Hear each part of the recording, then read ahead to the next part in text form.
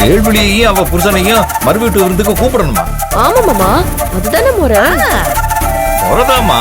ஆனா வேல்விழியையும் கௌதமையும் நம்ம வீட்டுக்கு மறுவீட்டு விருந்து வைக்க கூப்பிடுறது எந்த விதத்திலையும் சரிப்பட்டு வராதுமா. இப்பதானே சொந்த முக்கியம் பந்த முக்கியம். வேல்விழி நம்ம வீட்டு பொண்ணு எல்லாம் சொன்னீங்க. ரோகிணியையும் அவ புருஷனையும் மறு வீட்டு விருந்துக்கு கூப்பிட்ட மாதிரி வேல்விழியை அவ புருஷனையும் நம்ம கூப்பிட வேணாமா?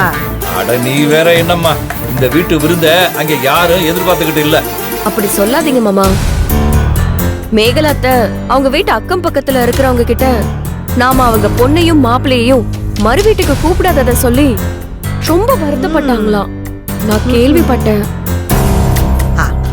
அதுவும் மேகலை என்ன சொல்லி வருத்தப்பட்டான்னு தெரிஞ்சா உங்க மாமனாரால அதை தாங்கிக்கவே முடியாது. மேகலை என்ன சொல்லி வருத்தப்பட்டுச்சான்? என்னதான் பிரச்சனையா இருந்திருந்தாலும் என் அக்கா உசுரோட இருந்திருந்தா என் பொண்ணையும் என் மாப்பிள்ளையையும் மறு வீட்டு விருந்துக்கு கூப்பிடாம இப்படி ஒதுக்கி வச்சிருப்பாங்களா? என் அக்கா இல்லாததுனால தானே என் மாமா இந்த முறையெல்லாம் செய்யாம எங்களை அவமானப்படுத்தினாருன்னு சொல்லி பயங்கரமா அழுதாங்களாம். இதோட இல்லாம இன்னும் என்னென்னமோ சொல்லி அழுத்திருக்காங்க. ஆமாங்க, நிராதரவா ஆகிட்டோம், நிற்கதியா போயிட்டோம், அப்படி இப்படின்னு சொல்லி அழுதுருக்காங்க மேகலையத்தை. மேகலையத்தைய பத்தி நான் சொல்லிதான் நீங்க தெரிஞ்சுக்கணும்னு இல்ல மாமா. ஏகாம்பரம் மாமாவும் வேல்விழியும் நம்ம கிட்ட முன்ன பின்ன கூட குறைச்சல்னு எப்படி வேணாலும் நடந்திருக்கலாம். ஆனா மேகலத்தை அப்படியா? எவ்வளவுதான் சண்டை சச்சரவு வந்தாலும் தராசு தட்டோட நடு முள்ளு மாதிரி நமக்காக நின்னவங்க அவங்க. மேகலத்தை எப்பவுமே நம்மள விட்டு கொடுத்ததே இல்லை. இப்போ நாம அவங்களை விட்டு கொடுக்கறது சரியா, நியாயமா மாமா?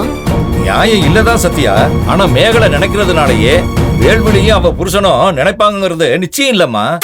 அது கரெக்ட் தான் மாமா.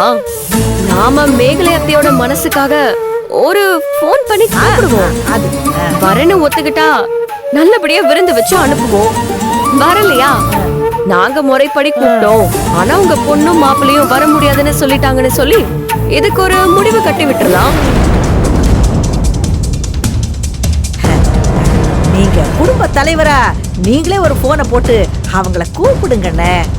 இனிமே எல்லாம் யாரும் எந்த பிரச்சனையும் பண்ண மாட்டாங்கன்னு எனக்கு தோணுது. நீங்க சொல்றதெல்லாம் நியாயம்தான். ஆனா ரோகிணி வாழ்க்கையை கெடுத்தது அந்த கௌதம் தான். அவன் மேல எல்லாருக்குமே கோபம் இருக்கு.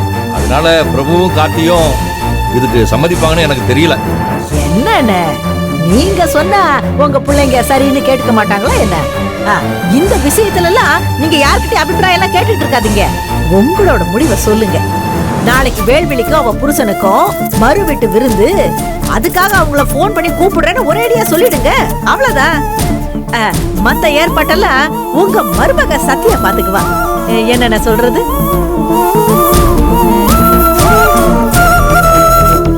என்னமாமா யோசிக்கிறீங்க? சரிம்மா, நான் எதுக்கும் பிரபு, ஆதிர, கார்த்தி 3 பேருக்கிட்டையும் இத பத்தி சொல்லிட்டு அப்புறமா போன் பண்ணி பேசுறேன். மாமா, நீங்க போன் பண்றதுக்கு முன்னாடியே இவங்க கிட்ட கேட்டீங்கன்னா வேண்டான்னு சொல்லுவாங்க. வேல்விழி உங்க தம்பி பொண்ணு, அவளுக்காக நீங்க தான் ஒரு நல்ல முடிவு எடுக்கணும். இத நீங்க அத்தையோட இடத்துல இருந்து யோசிச்சு பாத்தீங்கன்னா இது சரிதான்னு உங்க மனசுக்கு தோணும்.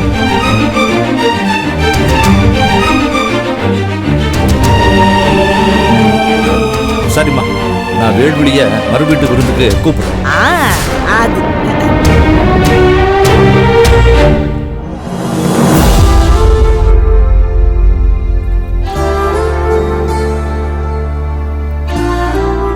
ஆதிர, என்னாச்சு ஆதிர? இன்னும் டயர்டா இருக்கா? அதெல்லாம் ஒண்ணும் இல்லைங்க. வேற என்ன, அப்படியே ஒரு மாதிரி இருக்க? என்ன ஆதிர? கோயில்ல ஜோசியர் சொன்னது என் மனசுல இருந்து போகவே இல்லைங்க. திரும்ப திரும்ப அதே நினைப்பாவே இருக்கு.